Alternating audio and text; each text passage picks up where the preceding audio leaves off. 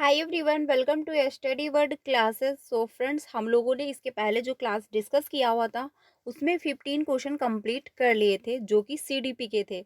आज हम लोग जो है नेक्स्ट क्वेश्चन से स्टार्ट करेंगे, यानी 16 से हम लोग जो है डिस्कस करने वाले हैं।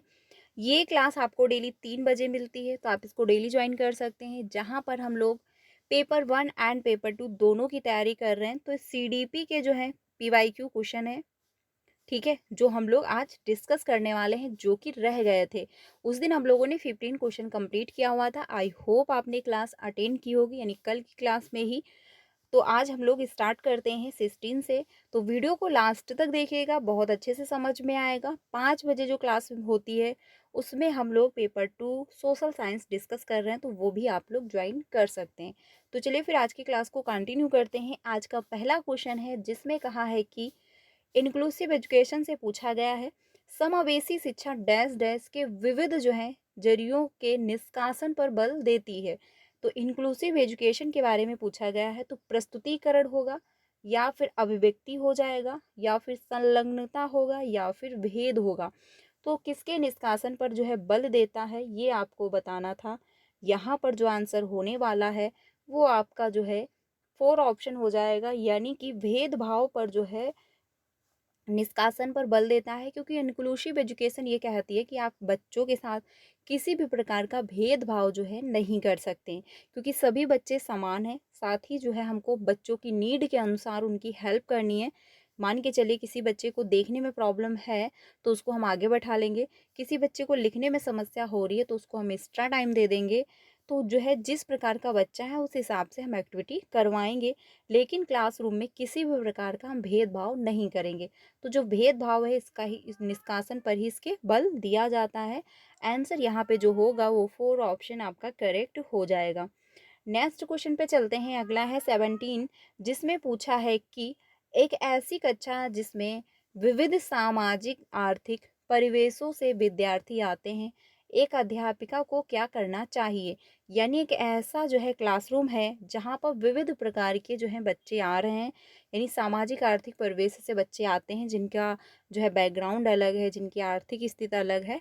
तो ऐसी सिचुएशन में जो है अध्यापक वो क्या करेगा, उसको कैसी एक्टिविटी करनी चाहिए।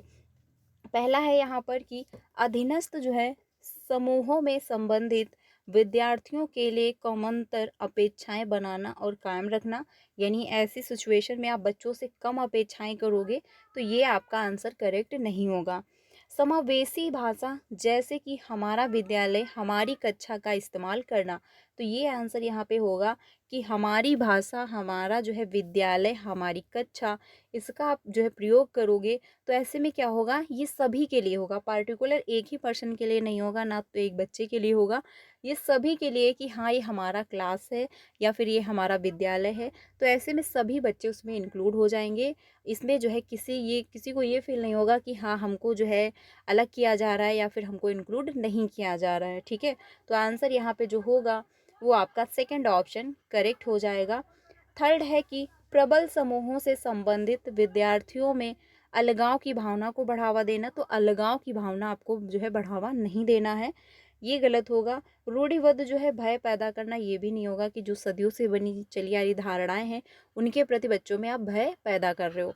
आंसर यहाँ पे जो होगा मच बेटर, वो आपका सेकंड ऑप्शन ही करेक्ट होगा, क्योंकि इंक्लूसिव एजुकेशन में सभी जो है एक समान है, सभी जो है इंक्लूडेड रहेंगे। अगले क्वेश्चन पे चलते हैं। अगला है 18 में पूछा है, दृष्टिबाधित विद्यार्थियों के सफल समावेशन के लिए अध्यापक को क्या करना चाहिए।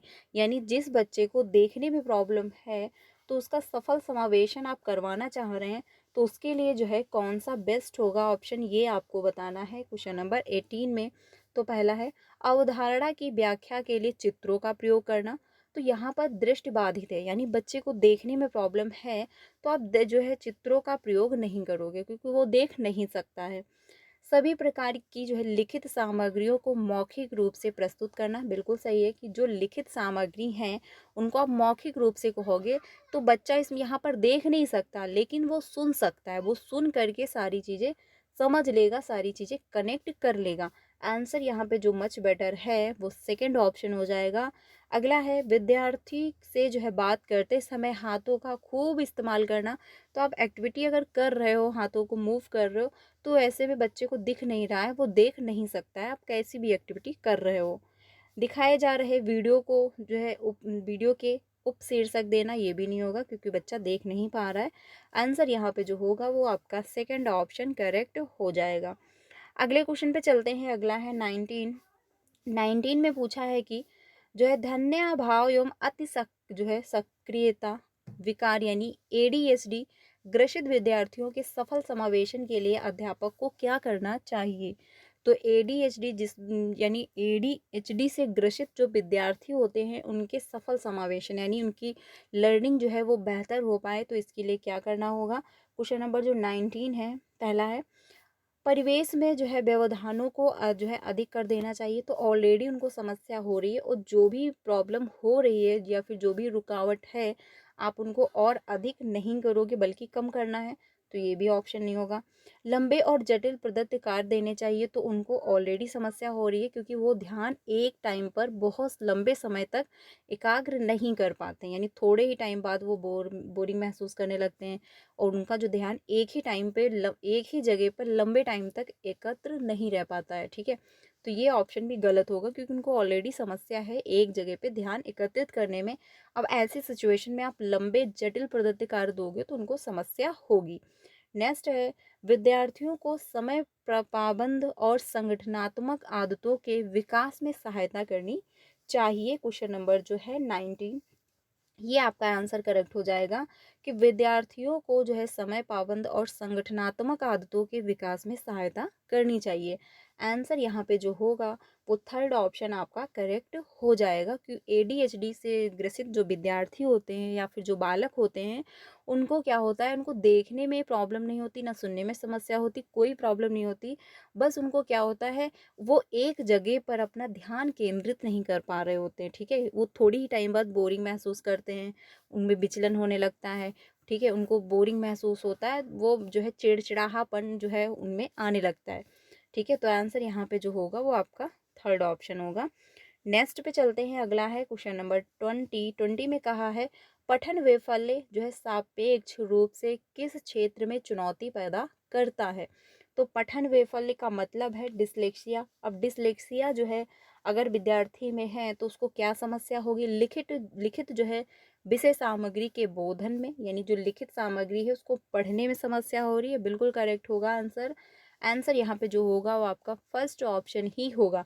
देखिए अगर डिसलेक्सिया पूछा है तो डिसलेक्सिया जो होता है पढ़ने और लिखित संबंधी विकार होता है, लेकिन पार्टिकुलर ज़्यादा जिस पर फोकस किया गया है वो पढ़ने संबंधी विकार पे किया गया है। तो पढ़ने संबंधी यानी जो लिखित सामग्री है यहाँ पर थोड़ा सा लैंग्वेज को घुमाया गया है। अगर आपने सारे ऑप्शन देखे तो यहाँ पर फर्स्ट ऑप्शन ही लगेगा क्योंकि चित्र बनाने से नहीं होगा, क्योंकि चित्र बनाना आ जाएगा आपका डिस्ग्राफिया, यानी जिस पे जो है लिखने संबंधी हो। दूसरों की भावनाओं को समझना, तो दूसरों की भावनाएं जब समझोगे जब आप में इंटरपर्सनल इंटेलिजेंट होगा। शारीरिक गति जो है गतिविधियों के समन्वय में, ये भी आपका नहीं होगा। आंसर यहाँ पे जो हो रहा है बेस्ट वो आपका फर्स्ट ऑप्शन ही होगा, यानी लिखित जो है विषय सामग्री के बोधन, यानी जो लिखा हुआ है उसको पढ़ने में आपको समस्या हो रही है। आंसर यहाँ पे जो होगा वो आपका फर्स्ट ऑप्शन करेक्ट हो जाएगा। नेक्स्ट पे चलते हैं 21 पे। 21 है प्रभावशाली और अर्थपूर्ण अधिगम के लिए अध्यापक को किस प्रकार की शिक्षण शास्त्री प्रविधियों का इस्तेमाल करना चाहिए। यहाँ पर आंसर कौन सा करेक्ट हो जाएगा क्वेश्चन नंबर 21 का। तो सांस्कृतिक रूप से प्रासंगिक हो, या फिर मानकीकृत, परीक्षा केंद्रित, या फिर व्यवहारवादी यानी बेहरिस्ट। तो बेहरिस्ट आपका नहीं होगा। परीक्षा केंद्रित ये नेगेटिव वर्ड है क्योंकि आप परीक्षा पेपर पेंसिल टेस्ट के लिए बच्चे को पढ़ा रहे हो, तो ये नहीं होगा। बल्कि आप इसलिए पढ़ा रहे हो कि इसलिए बच्चा लर्निंग कर रहा है कि उसको सब कुछ आना चाहिए। मानकीकृत भी नहीं होगा क्योंकि ये निगेटिव वर्ड होता है, सभी के लिए आप एक जैसा रूल फॉलो नहीं करेंगे। आंसर यहाँ पे जो बेस्ट है वो आपका फर्स्ट ऑप्शन होगा, क्योंकि सांस्कृतिक रूप से प्रासंगिक हो, बच्चे के कल्चर से रिलेट करता हो, बच्चा जिस बैकग्राउंड का है जिस कल्चर का है आप उसको इंक्लूड कर रहे हो, उसी के अकॉर्डिंग उसकी तैयारी करवा रहे हो, उसकी लर्निंग करवा रहे हो। तो ऐसे में बच्चे जो है वो बेहतर सीखेंगे और उनको इंक्लूडेड में वो महसूस भी कर पाएंगे। आंसर यहाँ पे जो होगा वो फर्स्ट ऑप्शन करेक्ट हो जाएगा। अब कैसे, जैसे मान के चलिए गांव के बच्चे हैं, अब गांव के बच्चे विद्यालय गए हैं तो आप उसी हिसाब से एग्जाम्पल दोगे, वहीं का कल्चर इंक्लूड करोगे। अब आप अमेरिका का कल्चर वहाँ पे इंक्लूड नहीं कर सकते, ना तो अमेरिका की लैंग्वेज वहाँ पे आप इंक्लूड करोगे, क्योंकि बच्चे गाँव से रिलेट कर रहे हैं, गाँव के हैं, ठीक है। तो जैसी सिचुएशन है, जैसा कल्चर है, जैसा माहौल है, हम उसी हिसाब से बच्चे की लर्निंग करवाएंगे। आंसर यहाँ पे जो होगा वो आपका फर्स्ट ऑप्शन ही करेक्ट हो जाएगा।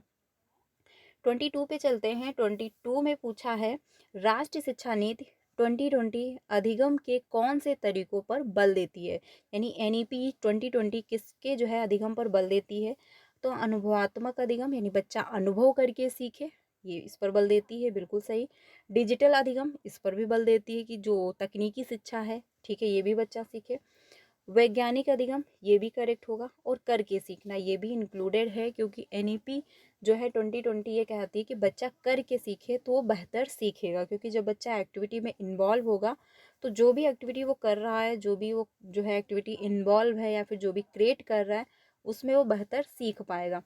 तो ए भी सही है, सेकंड भी सही है, थर्ड भी सही हो, फोर्थ भी यहाँ पर सही हो जाएगा। तो आंसर जो होगा वो 4 ऑप्शन करेक्ट हो जाएगा, क्योंकि फर्स्ट, सेकंड और थर्ड इसमें सारे इंक्लूडेड हैं। यहाँ पर आंसर जो होगा वो 4 ऑप्शन करेक्ट होगा। नेक्स्ट पे चलते हैं 23 पे। 23 में पूछा है, अध्यापकों को विद्यार्थियों के अधिगम युक्तियों के अर्जन को सुगम सहज करना चाहिए। निम्नलिखित में से जो है कौन से तरीके का इस्तेमाल विद्यार्थियों को अधिक कौशलीभूत बनाने के लिए किया जा सकता है। तो यहाँ पर कौन सा आंसर करेक्ट होगा 23 का। पहला है, विद्यार्थियों को चिंतन के जो है अभिसारी तरीकों के अवसर देकर, ये आपका नहीं होगा, क्योंकि अभिसारी जो तरीके होते हैं उसमें जो है बच्चे की डाइवर्जन थिंकिंग डेवलप नहीं होती, बल्कि कन्वर्जन थिंकिंग का मतलब होता है संकुचित, और डाइवर्जन का मतलब होता है कि बच्चा हर पक्ष के बारे में सोच पा रहा होता है, तो उसमें तर्क करने की जो क्षमता होती है वो उसकी बेहतर होती है। ये गलत हो जाएगा। नेक्स्ट है, विद्यार्थियों को जो है अव्यवस्थित उद्देश्य और समय तालिका बनाने में मदद करना, तो ये भी नहीं होगा, क्योंकि जो जिसका कोई उद्देश्य ही नहीं है, अगर बच्चा उसी एक्टिविटी में इन्वॉल्व है तो उसका कोई मतलब नहीं होगा। नेक्स्ट है कि विद्यार्थियों में स्वयं से प्रश्न करना और जो है स्व आकलन समुन्नय करना है, बिल्कुल करेक्ट यही होगा, क्योंकि बच्चा जब खुद से प्रश्न करेगा और खुद से ही जो है स्व आकलन भी करेगा, यानी खुद का एनालिसिस भी वो खुद से ही करेगा, तो ऐसे में उसको समझ में आएगा कि हाँ कहाँ पर गलती हो रही है, कहाँ पर गलती नहीं हो रही है। बल्कि वो खुद से प्रश्न जब करेगा, क्वेश्चन करेगा, तो उसको और अच्छे से समझ में आएगा, वो और अच्छे से जो है लर्निंग को बेटर कर पाएगा। आंसर यहाँ पे जो होगा वो थर्ड ऑप्शन करेक्ट होगा, क्योंकि बच्चा तभी क्वेश्चन कर पाएगा जब उसको समझ में आएगा, ठीक है। आंसर यहाँ पे थर्ड ऑप्शन ही सही होगा। नेक्स्ट पे चलते हैं 24 पे। 24 है, प्रभावशाली समस्या समाधान कारक होने के लिए अध्यापक को शिक्षार्थियों में किसके इस्तेमाल को हतोत्साहित करना चाहिए। यानी हतोत्साहित यहाँ पर बताया गया है। तो अनुक्रिया समुच्चय है, कलन विधि है, अन्वेषण है, या फिर समय अनुमान है। यहाँ पर आंसर कौन सा होगा। तो अनुक्रिया समुच्चय जो है इसको आप हतोत्साहित करोगे, क्योंकि सभी के लिए आप जो है एक जैसा रूल फॉलो नहीं करोगे। सभी के लिए जब सभी प्रॉब्लम के लिए आप एक ही जो है मेथड अप्लाई नहीं करोगे, एक ही तरीके की एक्टिविटी नहीं करोगे, क्योंकि जब प्रॉब्लम एक जैसी नहीं है तो उसका सोल्यूशन भी एक जैसा नहीं होगा। आंसर यहाँ पे जो होगा वो फर्स्ट ऑप्शन करेक्ट हो जाएगा। अगले क्वेश्चन पे चलते हैं 25 पे। 25 में पूछा है कि जल के स्रोतों के बारे में चर्चा करते हुए रानी उत्तर देती है कि नल और जो है फौहारा पानी के मुख्य स्रोत हैं। उसका उत्तर किसका जो है प्रतिनिधित्व करता है। यानी कि जो रानी नाम की एक लड़की है वो ये उत्तर दे रही है कि जो पानी है वो हमको नल से प्राप्त हो रहा है और फौहारे से प्राप्त हो रहा है। तो ऐसे में जो उसका उत्तर है वो किसका प्रतिनिधित्व करता है।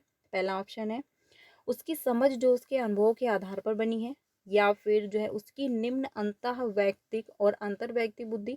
तो इंटरपर्सनल और आपका इंट्रापर्सनल यहाँ पर नहीं होगा, क्योंकि वो ना तो खुद के बारे में बता रही है ना तो किसी और के बारे में बता रही कि हाँ उसको ये समस्या है।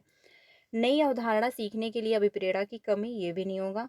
उच्च स्तरीय समस्या समाधान कौशल ये भी नहीं, क्योंकि यहाँ पे कोई प्रॉब्लम सॉल्विंग की बात नहीं हो रही है। आंसर यहाँ पे जो होगा वो आपका फर्स्ट ऑप्शन ही करेक्ट होगा, क्योंकि बच्ची ने देखा है कि जो पानी है वो नल से हमको मिल रहा है और फव्वारे से मिल रहा है। तो इसीलिए वो ये कह रही है कि पानी का जो मुख्य स्रोत है वो नल है और फव्वारा है, यानी कि जो उसने देखा है और जो उसने समझा है, उस समझ के जो है समझ जो उसके अनुभवों के आधार पर बनी हुई है, वही वो जो है आंसर दे रही है कि जो पानी है वो नल और फव्वारे से ही प्राप्त हो रहा है। ये क्वेश्चन एक घुमा करके कभी कभी ऐसे भी पूछता है कि एक बच्चा है, वो ये कह रहा है कि जो दूध है वो हमको बूथ से ही मिलता है, ठीक है। तो ऐसे में बच्चे का जो है, इसमें पूछा गया था कौन सा आंसर करेक्ट होगा, तो उसमें भी यही होगा कि उसकी जो उसकी समझ जो उसके अनुभव के आधार पर बनी हुई है, यानी बच्चे ने देखा है पेरेंट्स को कि दूध बूथ से ही वो लेकर आ रहे हैं, तो उसको ये लगता है कि जो दूध है बूथ से ही मिलता है, बाकी किसी भी जगह से नहीं मिलता, ना तो कहीं पे बनाया जाता है, ये यहीं पर बनता है और यहीं से प्राप्त होता है, ठीक है। तो उसकी एक समझ है, उसका एक अनुभव है। तो वही यहाँ पर है कि बच्चे ने देखा है कि जो जल है वो हमको सिर्फ नल से मिल रहा है, फव्वारे से प्राप्त हो रहा है, तो उसको ये लगता है कि जो इसके स्रोत हैं जल के वो मात्र यही हैं, नल और फव्वारा। तो उसका एक समझ, यानी उसकी समझ जो उसके अनुभव पर बनी हुई है, वही उसने बता दिया। आंसर यहाँ पे जो होगा वो आपका फर्स्ट ऑप्शन करेक्ट हो जाएगा। 26 पे चलते हैं। अगला है 26, जिसमें पूछा है निम्नलिखित में से कौन सा जो है अधिसंज्ञानात्मक कौशलों का भाग नहीं है। आपको आंसर देना है जो कि नहीं। तो मेटा कॉग्निशन पूछा है यहाँ पर, तो योजना है, पर्यवेक्षण है, मूल्यांकन है या फिर निष्क्रिय अनुकरण है। तो कौन सा यहाँ पर करेक्ट नहीं होगा। 26 का आंसर 4 होगा कि जो है निष्क्रिय अनुकरण। निष्क्रिय अनुकरण का मतलब होता है कि आप कुछ भी नहीं कर रहे हो, तो निष्क्रिय अनुकरण कभी भी नहीं हो सकता। यही आपका आंसर करेक्ट होगा, क्योंकि निगेटिव का निगेटिव आंसर हो जाएगा। नेक्स्ट पे चलते हैं 27 पे। 27 में पूछा है भावनाओं और संज्ञान के बारे में निम्नलिखित में से कौन सा कथन करेक्ट है। यानी कि इमोशन और संज्ञान ये दोनों एक दूसरे से रिलेट करते हैं, यानी कभी कभी ये भी पूछता है। तो अगर जोजोंग के अनुसार पूछ रहा है कि जोजोंग के अकॉर्डिंग जो संज्ञान और संवेग हैं ये एक दूसरे से रिलेट करते हैं, इंडिपेंडेंट हैं, या फिर जो इंटर मतलब रिलेटेड है, तो ये क्या होता है, अगर जोजोंग पूछा है तो वो ये कहते हैं इंडिपेंडेंट है, यानी एक दूसरे से रिलेट ये नहीं करते। लेकिन अगर जोजोंग नहीं दिया गया है तो हमेशा संज्ञान और संवेग यानी भावनाएं और जो कॉग्निटिव डेवलपमेंट है ये क्या है, एक दूसरे को प्रभावित कर रहे होते हैं। ये आप इसको रियल लाइफ में भी रख सकते हो। जैसे मान के चलिए किसी दिन आप इमोशनली फिट नहीं हो सकता है उस दिन आप सोशली भी इन्वॉल्व ना अच्छे से हो पाओ। उस दिन हो सकता है अगर आपके बॉडी में कोई पेन हो रही है तो उस दिन आपके इमोशन भी आपके काबू में नहीं होंगे। हो सकता है आप किसी पर गुस्सा भी कर दो, किसी पर चिल्ला भी दो। तो ये क्या होते हैं, इमोशन और कॉग्निशन ये दोनों एक दूसरे को रिलेट करते हैं, एक दूसरे पे अपना प्रभाव डाल रहे होते हैं, ठीक है। तो यहाँ पर आंसर कौन सा होगा 27 में। पहला है अधिगम के लिए जो है रुचि और जिज्ञासा परस्पर संबंधित नहीं है, तो ये कहना गलत हो जाएगा। अधिगम जो है तार्किकता के अमूर्त संज्ञान के बारे में है, ये भी नहीं होगा। जानकारी ग्रहण करने के कौशल मनोदशा द्वारा प्रभावित होते हैं, बिल्कुल सही, क्योंकि आपकी सिचुएशन कैसी है, आप जो है आपका जो दिमाग है वो वर्क कर रहा है या नहीं कर रहा। आप परेशान हो, तो जब आप परेशान होगे किसी दिन मेंटली या फिर इमोशनली, तो उस दिन आपकी लर्निंग बेहतर नहीं हो पाएगी, आप कुछ सीख नहीं पाओगे, क्योंकि आप डिस्टर्ब हो, आपका दिमाग काम नहीं कर रहा है। तो मनोदशा जो है यानी आपकी कंडीशन क्या है, आप खुश हो, आपको कोई प्रॉब्लम है कि नहीं है, उस सिचुएशन पे डिपेंड करता है कि लर्निंग आपकी कैसी हो पाएगी। अगर आप हैप्पी हो, कोई दिक्कत नहीं है, तो आपकी लर्निंग बेहतर होगी। लेकिन अगर आप हैप्पी नहीं हो, मान के चले सैड हो, कोई समस्या है, तो उस दिन लर्निंग आपकी बेहतर नहीं हो पाती है। तो ये क्या है, मनोदशा यानी सिचुएशन पे डिपेंड करता है, सिचुएशन प्रभावित हो रही होती है। आंसर यहाँ पे थर्ड ऑप्शन करेक्ट हो जाएगा क्वेश्चन नंबर 27 का। नेक्स्ट पे चलते हैं 28 पे। विद्यार्थियों को अधिगम के प्रति अभिप्रेरित करते रहने के लिए अध्यापक को क्या समुन्नत करना चाहिए। तो पहला है निपुणता उन्मुख उद्देश्य, या फिर योग्यता का जो है सतत्व, या फिर असहायता का सीखा हुआ भाव, या फिर प्रतियोगात्मक दृष्टिकोण। यहाँ पर आंसर जो होगा वो फर्स्ट ऑप्शन होगा, निपुणता उन्मुखी जो है उद्देश्य यानी मास्टर गोल्स जो होते हैं वो आपके बेस्ट होते हैं। तो मास्टरी गोल्स जो है ये आपका आंसर करेक्ट हो जाएगा। देखिए इसमें 2 होते हैं, यानी एक मास्टरी गोल्स होता है, एक परफॉर्मेंस गोल्स होता है। तो मास्टरी गोल्स जो होता है वो बेस्ट माना जाता है, क्योंकि इसमें क्या होता है, आप बच्चा जो होता है वो इसलिए सीख रहा है कि उसको सब कुछ आना चाहिए। लेकिन परफॉर्मेंस गोल्स में होता है कि इसका रीज़न बाहर होता है। इसमें क्या होता है, आप किसी को इम्प्रेस कर रहे हो, तो जैसे कि सीटेट है, आप सीटेट में अगर पेरेंट्स ने कह दिया है कि सीटेट को आप क्वालिफाई कर लीजिए, आपको बाइक मिलेगी, तो ये क्या है, परफॉर्मेंस गोल है। अब आप सीटेट की तैयारी कर रहे हो कि हाँ मुझे सीटेट को क्वालिफाई कर लेना है क्योंकि मुझे बाइक मिलने वाली है, तो ये क्या है, परफॉर्मेंस गोल्स है कि आप इसलिए पढ़ रहे हो कि सीटेट क्वालिफाई हो जाए जैसे ही तैसे और मुझे बाइक मिल जाए। तो ये लॉन्ग टाइम नहीं चलेगा, क्योंकि पापा कब तक बाइक देंगे और आप कब तक जो है एक बाइक के लिए पढ़ोगे। तो ये जो है क्या है, परफॉर्मेंस गोल होगा। लेकिन जो है मास्टरी गोल्स होता है वो आप इसलिए पढ़ रहे हो कि आपको इंटरेस्ट आ रहा है। अभी ये क्वालिफाई हो रहे हो नहीं हो रहे हो वो सेकंड है, लेकिन आप मेहनत कर रहे हो, यानी मेहनत करेंगे सफलता झक मार के पीछे आएगी, वो वाला यहाँ पे जो है रूल फॉलो हो रहा होता है। तो मास्टरी गोल्स जो होता है ये लॉन्ग टाइम चलता है और ये काफ़ी अच्छा भी माना जाता है। आंसर यहाँ पे जो होगा वो फर्स्ट ऑप्शन ही करेक्ट हो जाएगा। नेक्स्ट पे चलते हैं 29 पे। 29 है, विद्यालय में बच्चों की सफलता में निम्न में से कौन सा कारक बाधा उत्पन्न करता है। तो जो है लचीली समय सारणी, ये जो है बाधा उत्पन्न नहीं करेगा बल्कि जो है अप्रिसिएट करेगा, क्योंकि अगर जहाँ पर भी दिक्कत है वहाँ पे आप परिवर्तन कर पा रहे हो। संरचनात्मक शिक्षण शास्त्र ये भी नहीं होगा। कठोर जो है पाठ्यचर्या ये आपका हो जाएगा, क्योंकि कठोर पाठ्यचर्या जो है ये रुकावट उत्पन्न करेगा। मान के चलिए किसी को देखने में प्रॉब्लम है, अब उसको आप पीछे ही बैठा लो, ये नहीं कह रहे हो कि आप आगे बैठिए, तो इसमें समस्या होगी। जिस बच्चे को लिखने में प्रॉब्लम है उसके लिए आप सभी के लिए जो 2 घंटे का टाइम दे रखा है तो उसके लिए भी 2 ही घंटे हैं, तो इसमें समस्या होगी, बच्चे की लर्निंग बेहतर नहीं हो पाएगी। बल्कि इसमें क्या, हमको लचीलापन लाना है। जिस बच्चे को लिखने में प्रॉब्लम है उसको हम एक्स्ट्रा टाइम देंगे। जब आपने सीटेट का फॉर्म अप्लाई किया होगा तो उसमें भी पूछता है कि किसी भी प्रकार की आपको डिसेबिलिटी तो नहीं है, अगर है तो आपको एक्स्ट्रा टाइम दिया जाएगा। ये एग्ज़ाम में भी रूल फॉलो किया जाता है, तो क्लास में तो आपको नॉर्मल सी बात है करना ही होगा। ठीक है, तो कठोर पाठ्यचर्या ये जो है बाधा उत्पन्न करेगा, रुकावट है, एक एरर है। ठीक है, आंसर यहाँ पे जो होगा वो यहाँ पे थर्ड ऑप्शन ही करेक्ट हो जाएगा। नेक्स्ट पे चलते हैं, अगला है, ये लास्ट क्वेश्चन है। दर्शन और रीजन का दिया गया है कि किसी अवधारणा को समझते समय यह महत्वपूर्ण है कि विषय वस्तु का विद्यार्थियों के दिन प्रतिदिन के बीच के जीवन से संबंध बनाया जाए। ये क्या है, बिल्कुल करेक्ट हो जाएगा, क्योंकि बच्चे का जो दिन प्रतिदिन यानी डेली का रूटीन जो है आप उससे भी रिलेट करोगे कि हाँ बच्चा किस बैकग्राउंड से, उसका जो है दैनिक कल्चर क्या है, इसको जो है आप इंक्लूडेड करोगे।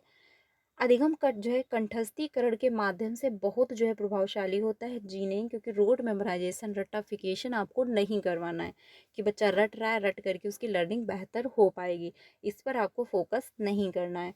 आंसर ए तो सही है, यानी रीज़न जो है वो गलत दिया गया है, आदर्शन जो है वो सही है। तो यहाँ पे फर्स्ट ऑप्शन नहीं होगा, सेकंड भी नहीं होगा, थर्ड ऑप्शन आपका करेक्ट हो जाएगा कि ए सही है और आर जो है वो गलत हो जाएगा। ठीक है, क्वेश्चन नंबर 30 का ए आंसर यानी थर्ड ऑप्शन करेक्ट होगा, क्योंकि ए सही है बट आर जो है वो गलत हो जाएगा। आंसर यहाँ पे थर्ड ऑप्शन करेक्ट होगा। आगे जो मैथ के क्वेश्चन है, तो आज के लिए इतना ही रखते हैं फ्रेंड्स। 15 ऑफ आपके कितने सही हुए वो आप लोग कमेंट में बताइएगा। ये क्लास 3 बजे होती है, जिसमें हम लोग ईवीएस पैडागोजी पूरा कंप्लीट हो गया है, जिसकी क्लास आज आपको मिल गई होगी। और जो है हिंदी पैडागोजी वो भी कंप्लीट है, मैथ पैडागोजी वो भी कंप्लीट हो चुकी है। एक ही क्लास में पूरा कंटेंट मैंने डिस्कस किया हुआ है। सीडीपी जो है पैडागोजी का जो कंटेंट है पेपर 1 एंड पेपर 2 दोनों का, उसकी क्लासेस चल रही हैं, वो भी आप ज्वाइन कर सकते हो। साथ में पीवाईक्यू की प्रैक्टिस भी हो रही है, तो ये भी क्लासेस आप ज्वाइन कर सकते हो। डेली 3 बजे सेशन में ज्वाइन हो और सीटेट को फर्स्ट अटैम्प्ट में क्वालिफाई करें। 100% सीटेट फर्स्ट अटैम्प्ट में क्वालिफाई हो जाएगा। तो आज के लिए इतना ही। क्लास अच्छी लगी तो लाइक कर दीजिएगा और अपने सारे फ्रेंड को शेयर करिएगा। साथ ही कमेंट में जो है 15 ऑफ आपके कितने सही हुए वो ज़रूर बताइएगा। तो आज के लिए इतना ही, मिलते हैं नेक्स्ट वीडियो में। Thank you.